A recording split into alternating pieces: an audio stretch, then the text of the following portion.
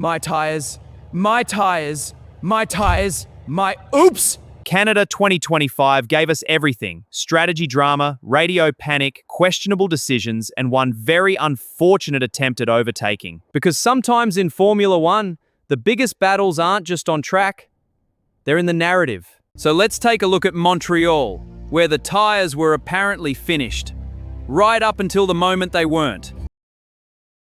G'day, welcome back to the Papaya Chronicles.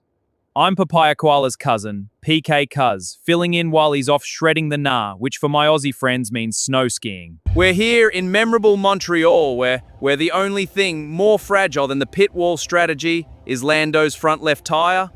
Well, according to Lando.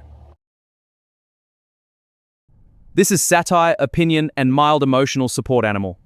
This channel exists for entertainment, commentary, and occasionally pointing at the obvious while everyone pretends not to see it. Hi and welcome to the 2025 Canadian F1 GP. Canada 2025 begins with both McLando struggling in qualifying. Oscar still manages to start P3, and Lando only P7, which, naturally, the sheep commentary team describes as phenomenal recovery from Lando and disappointing for Oscar Quokka. Standard operating procedure.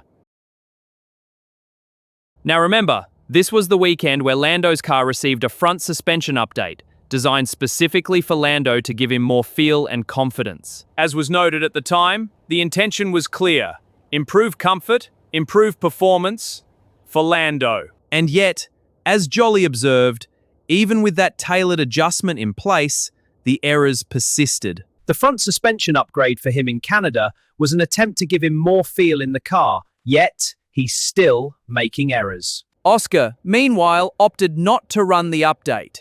Not out of stubbornness, but because it simply didn't suit his driving style. As he put it, For me, it's not an upgrade.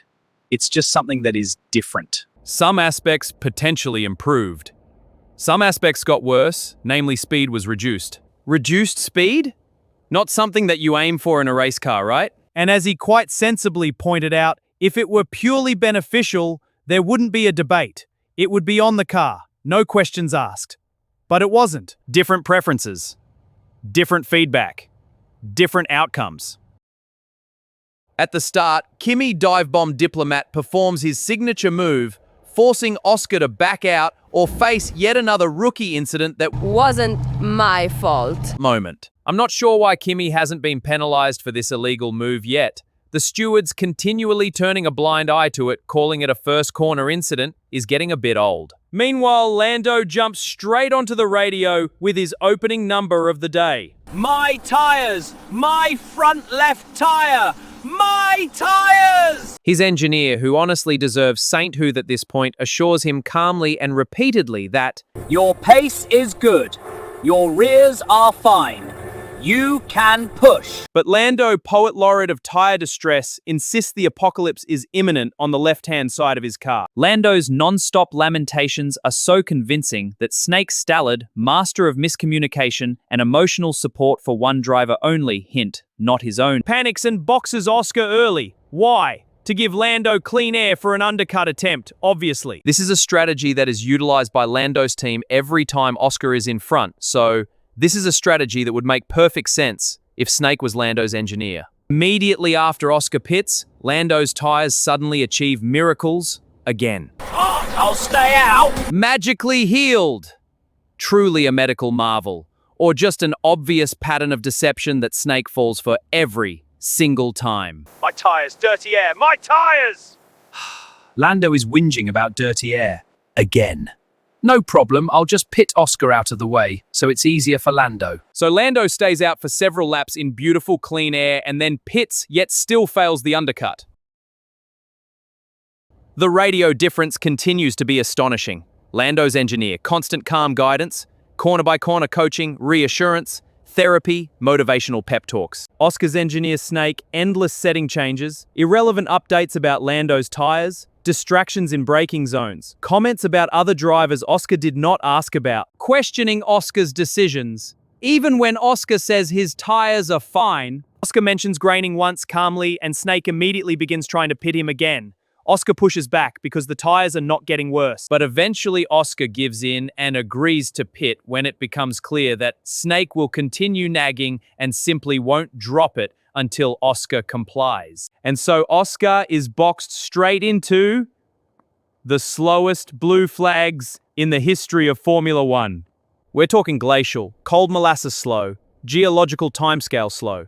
This traffic allows Lando to catch Oscar and cue sheep commentary erupting. Lando is faster than Oscar! The team should just let Lando through, just like an Imola. Totally ignoring the 45-lapped cars Oscar is fighting while Lando cruises in clear air. While Oscar is battling both the world's slowest blue flags and Kimi's questionable driving, Snake chimes in. Just remember, it is possible to pass Kimi.